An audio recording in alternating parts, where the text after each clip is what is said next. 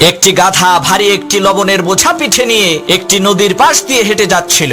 বোঝাটি এতটাই ভারী ছিল যে তার খুবই কষ্ট হচ্ছিল। হঠাৎ তার পানি পিপাসা লাগলো। নদীর পাড়ে দাঁড়িয়ে পানি খেতে গিয়ে পা পিছলে নদীতে পড়ে গেল, যার কারণে তার পিঠে থাকা বোঝায় কৃত সেই লবণগুলো নদীর পানিতে মিশে বোঝাটি হালকা হয়ে গেল। গাধা তো মহা খুশি। সে মনে করলো সে বিশাল বড় একটি জিনিস আবিষ্কার করে ফেলেছে।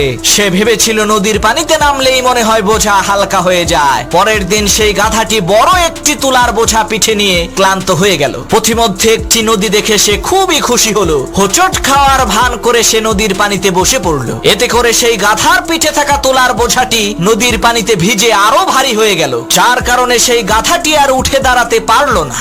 ওই গাধার মতো কিছু পাপী আছে যারা নিজেদেরকে ওই গাধার মতোই বহুত বড় জ্ঞানী আর বুদ্ধিমান মনে করে, কিন্তু কয়েকদিন পরে এমন ধরা খায় উঠে দাঁড়ানোর আর শক্তি থাকে না।